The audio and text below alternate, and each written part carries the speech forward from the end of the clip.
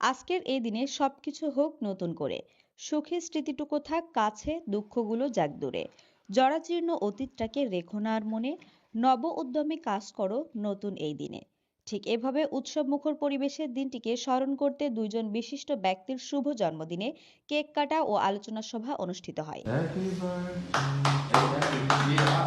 বাগেরহাটের মোরেলগঞ্জ প্রেস ক্লাবের সাবেক সভাপতি মশিউর রহমান মাসুম ও উপজেলার ৫ নং রামচন্দ্রপুর ইউনিয়নের কৃতি সন্তান বাংলাদেশ কাস্টমস তৃতীয় নির্বাহী কর্মচারী সমিতি বাকাশের সভাপতি গরিবের বন্ধু মোহাম্মদ সালেক খান রুনুর শুভ জন্মদিন উদযাপন করা হয়।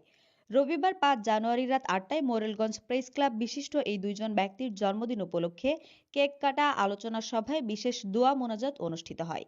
শুভ জন্মদিনটিকে স্মরণীয় রাখতে এ সময় উপস্থিত ছিলেন প্রেস ক্লাবের নবগত সভাপতি এইচ.এম. মইনুল ইসলাম, সাধারণ সম্পাদক গণেশ পাল, অর্থ ও দপ্তর সম্পাদক শেফালী আক্তার রাখি, সাবেক সহ সাধারণ সম্পাদক এম পলাশ শরীফ সহ মোরেলগঞ্জ প্রেস ক্লাবের সকল সদস্যবৃন্দ সহ আরও অনেকেই উপস্থিত ছিলেন। তানিশা সুলতান আফিফা, মোংলা ভয়েস 24।